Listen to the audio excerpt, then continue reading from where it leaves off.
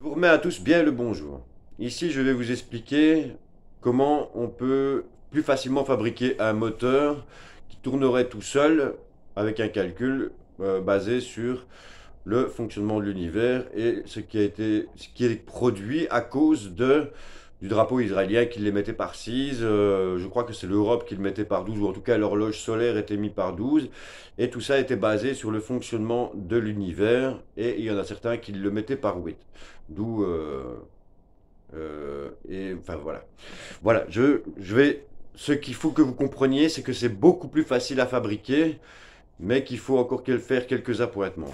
Je vais essayer d'être rapide pour le faire, et, euh, et vous verrez si vous pouvez arriver à le construire. Voilà. Donc,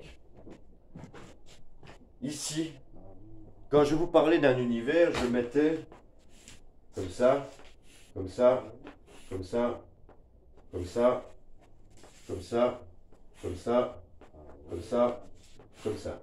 Ça était composé de ceci, de un soleil, deux soleils, trois soleils, et les planètes, les planètes, les planètes. Ok?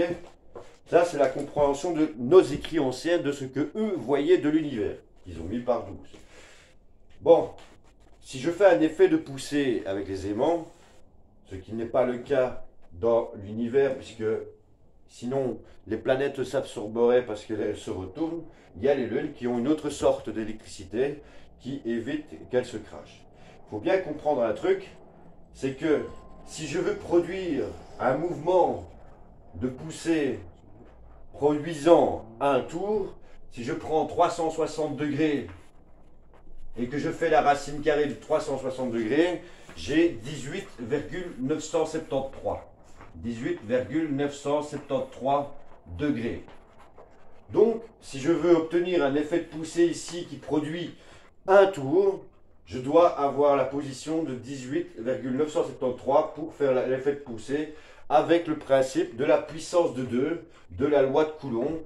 Puisque j'ai fait la racine carrée, je l'obtiens directement. 18,973 à la puissance de 2. Si je le mets par 8, à ce moment-là, j'obtiens euh, 45 degrés. Donc, ce qui fera là, en puissance de 2, j'obtiendrai 2,3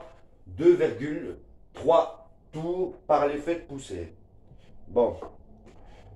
Ici donc, en finalité, merde, j'ai rien pour effacer. 18,950, enfin soit. Donc, mon moteur, je vais le faire comme ça. Mon moteur, ici, si je mets sur mon arbre de mon moteur, c'est ça qui nous intéresse, qui va être facile. Si je mets sur l'arbre de mon moteur du métal, du fil de fer, donc d'une certaine solidité quand même, avec un freinage sur l'arbre du moteur pour le début, il doit être assez souple, assez souple, pas trop souple, il faut calculer la rigidité, et je mets un aimant ici. Attention, quand je mets l'aimant ici en nord-sud, je suis obligé, si je veux avoir un sud là, de le mettre en sud-nord. Sud-nord. Et je continue. Nord-sud. Sud-nord. Nord-sud. Et là, je peux prendre des morceaux de métal rectangulaire que j'utilise pour les portes. Hein. Donc, après, je remets, ou un cylindre, c'est encore mieux. Donc ici, je remets encore sud-nord. Là, je mets encore nord-sud. Et là, je finis par sud-nord. Donc, j'ai un chiffre pair pour rester en effet de poussée. D'accord? Donc, là maintenant, pour l'attacher à l'arbre de mon moteur, je suis obligé de faire une pièce où je fais des trous sur l'arbre de mon moteur, ici. Et je fais des pièces qui sont comme ça. Et qui rentrent dedans. Et qui font un cercle.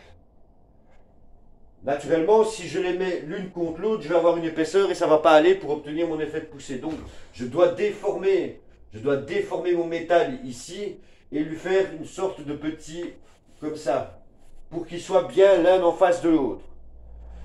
Bon, une fois que j'ai fait ça, je mets un frein sur l'arbre de mon moteur pour mon premier mouvement de lancer. Et sur l'arbre du moteur, je fais comme je vous ai montré hier, sur le contour de mon stator, de mon moteur, je l'attache et je mets un électroaimant, comme une sonnette, comme un électroaimant qui va faire l'effet de poussée. Je le mets ici, en position, hop, pour mettre nord. N'oubliez pas de mettre le frein pour le premier coup. Ici, si je le divise par 8, n'oubliez pas que j'obtiendrai par l'effet de poussée le fait d'avoir une puissance qui fera 2,3 tours. 2,3 tours de puissance puisque c'est à la puissance de 2 de la loi de Coulomb, de l'effet de poussée. Et encore, ça dépend aussi de la vitesse à laquelle mon électroaimant va aller pour avoir la puissance de 2 pour tourner. Une fois que le premier coup est lancé et que ça commence à se mouvementer, que le métal fait poum poum poum poum poum poum poum, vous débloquez directement le frein de votre rotor. Mais, donc ça vous fera un rotor. N'oubliez pas qu'en finalité, sur votre tige en métal qui se trouve là, elle va faire tout le long, comme ça, avec un aimant, comme ça.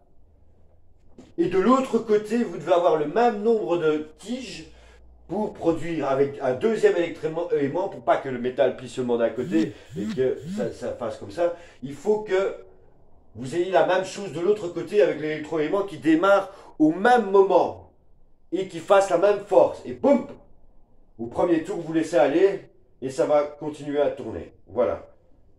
Je ne saurais rien vous expliquer de plus. Ça, voilà, je ne sais pas quoi vous expliquer de plus, mais c'est une possibilité qui fonctionnera. Et en fait, il suffit à ce moment-là de démonter donc votre rotor de votre moteur, ou un moteur à courant continu, n'importe quel moteur. Mieux encore, c'est un moteur à courant continu, bien sûr, et faire votre système au diamètre qui rentre dans votre moteur, et à ce moment-là, faire le système avec l'arbre du moteur. Le problème, c'est qu'il faut voir si vous allez le faire à l'extérieur ou à l'intérieur du moteur pour maintenir l'arbre du moteur au centre. Je n'ai pas, voilà, j'ai réfléchi hier soir, etc. Le tout, c'est de bien maintenir l'arbre du moteur aussi avec le contour qu'on avait avec le rotor, la carapace, quoi. Donc, c'est à voir si on va mettre ça. On ne peut pas vraiment le mettre à l'extérieur, c'est ça le problème. Parce que ça doit rentrer dans tout le moteur et la tige de métal doit faire le contour, quoi. Donc, la fixation du centre du moteur est compliquée. Et là, j'ai pas encore la solution. On verra.